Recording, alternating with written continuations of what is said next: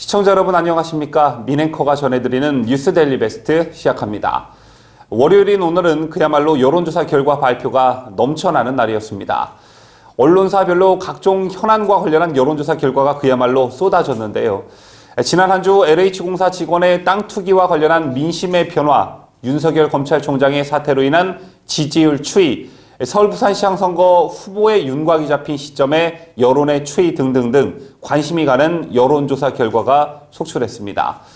오늘 쏟아진 여론조사 결과를 종합적으로 여러분들께 보도해드리도록 하겠습니다. 자, 먼저 윤석열 전 검찰총장과 관련한 여론조사 결과입니다. 자, 그간 윤 총장과 관련한 차기 대권 후보 여론조사에는 한계가 있었죠. 선두그룹을 형성하며 3위권 내에 포진되어 있던 이재명 지사, 이낙연 대표와는 달리 현직 검찰총장이라는 직함이 따라다녔기 때문에 다른 대권 후보들에 비해 불리한 점이 있었습니다. 자, 그렇다면 계급장 떼고 직함 떼고 사실상 정계 진출을 선언한 뒤에 실시한 여론조사 결과는 과연 어떻게 나왔을까요? 자, 결론부터 말씀드리면 속된 말로 이재명, 이낙연 두 대권 잠룡들을 발라버렸습니다. 여론조사 업체 한국사회여론연구소가 TBS 의뢰로 지난 5일 전국 성인 남녀 1,023명을 대상으로 조사를 해 이날 공개한 차기 대선 후보 적합도 조사에서 윤 전 총장은 32.4%로 집계됐습니다. 24.1%인 이재명 경기지사는 2위로 밀려났고 이로써 두 사람 간의 격차는 8.3%포인트였습니다. 자, 다음으로 이낙연 더불어민주당 대표는 14.9%, 무소속 홍준표 의원 7.6%, 정세균 국무총리 2.6%, 추미애 전 법무부 장관 2.5% 순이었는데요.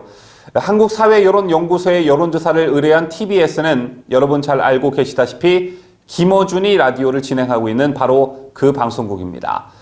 또 여론조사를 실시한 5일은 윤 총장이 사퇴를 표명한 다음 날로 민심이 충분히 반영됐다고 볼 수 있습니다.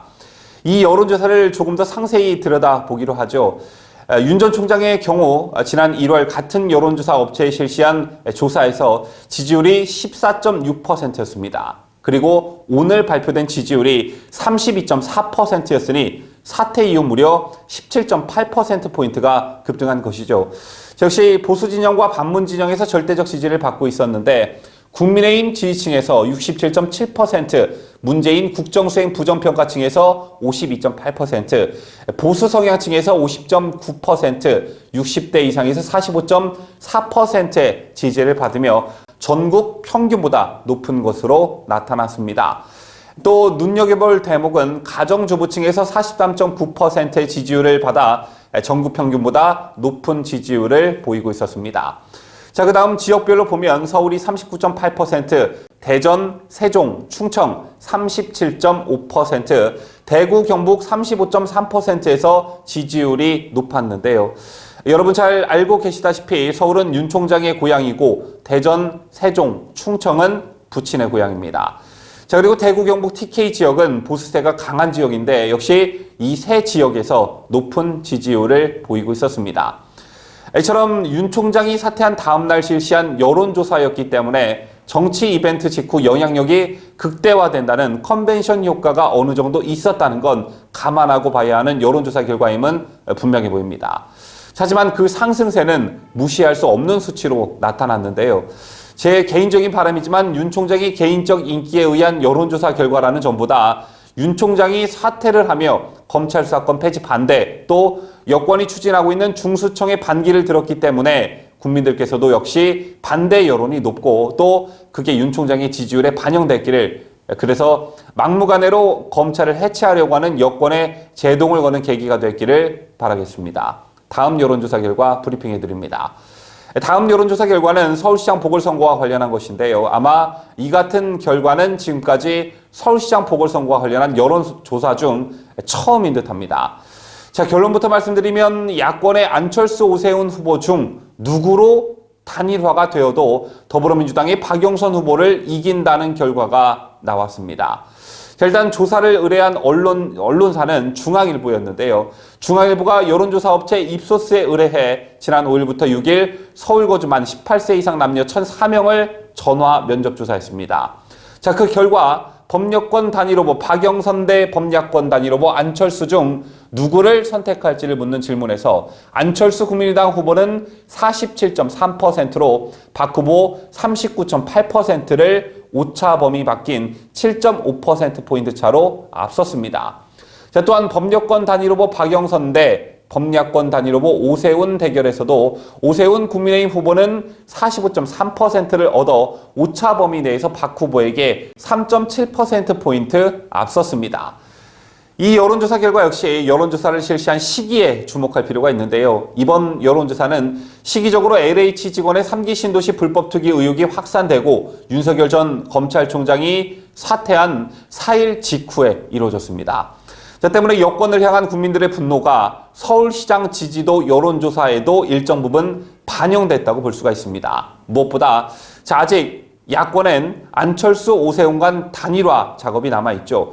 복수의 언론에 따르면 두 사람이 어제 맥주 회동을 하면서 허심탄회한 대화를 나눈 것으로 알려졌는데 일찌감치 박영선 대세론으로 후보를 정한 민주당보다 안철수, 오세훈이라는 거물급 정치인 간 단일화 이벤트가 남아있는 야권이 앞으로 지지율 상승 요인이 더 많다라는 점에서 오세훈, 안철수 누가 되든 박영선을 이긴다는 이번 여론조사 결과는 나름의 의미가 있는 것 같습니다. 제밖에도 LH 직원들의 3기 신도시 알박기 의혹의 파문이 일파만파 퍼지면서 정부 여당에도 불똥이 튀었다는 여론조사 결과도 있었습니다. 자, 특히 민주당이 우세했던 서울 지역 지지도는 한 주 만에 뒤집혔고 부산, 울산, 경남 권역에서는 국민의힘이 우세를 굳혔습니다. 이 여론조사 결과마저 브리핑해드리겠습니다.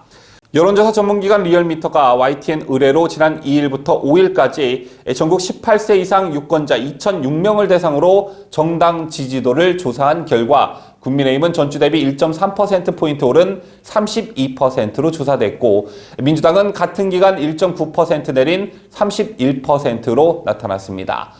특히 한 달 뒤 보궐선거가 치러지는 서울 지역에선 국민의힘 지지도가 전주 대비 4.7%포인트 오른 34.2%인 반면 민주당은 1.7%포인트 내린 29.6%로 나타났습니다. 역시 한 달 뒤 보궐선거가 치러지는 부산, 울산, 경남 권역에서는 국민의힘이 우세를 굳혔는데요. 국민의힘은 0.9%포인트 오른 39.9%, 민주당은 1.9%포인트 내린 25.7%로 조사됐습니다. 지금까지 한 주를 시작하는 월요일 발표된 주요 여론조사 결과를 여러분들께 전해드렸는데요. 여러분들 여론조사에 대한 불신 참 많으신 줄로 압니다. 하지만 여론조사는 무시할 수 없는 영향력을 가지고 있죠. 그 대표적인 효과가 바로 밴드웨건 효과인데 밴드웨건 효과는 다른 말로 편승 효과라고 합니다. 말 그대로 북치고 장구치는 유인책이죠. 서부개척 시대의 역마차 밴드웨건이 악대를 앞세우고 행진하면 사람들이 모여들어 뒤따른다는 데서 유래된 이 말은 대중은 다수가 지지하는 방향으로 이끌린다는 그런 이론입니다. 즉 1등에게 편승한다는 그런 경향이 대중들에게 강하다는 거죠. 자, 비단 예를 들어 약장수들이 물건을 팔면서 남발하는 세계 최초 남들 다 쓴다 이런 식의 수사도 편승을 유도하기 위한 의도에서 비롯된 것입니다. 쟤를 정치판에 대입해 보면 선거 여론조사에서 우위를 점하는 후보가 선거 과정에서도 유리하다는 얘기가 되죠. 그렇기 때문에 여론조사의 정확도와 관련한 논란은 계속되고 있지만 이런 여론조사가 그렇게 만만히 볼만한 사안은 아니라는 점은 분명한 듯 보여집니다. 제밖에 여론조사는 구전효과라는 게 있습니다. 아마 오늘 발표된 여론조사, 즉 윤석열이 이재명을 앞섰다 또는 안철수, 오세훈 누가 나오든 박영선을 이긴다더라 라는 말이 오늘 내내 국민들의 입에서 오르내리게 될 것입니다.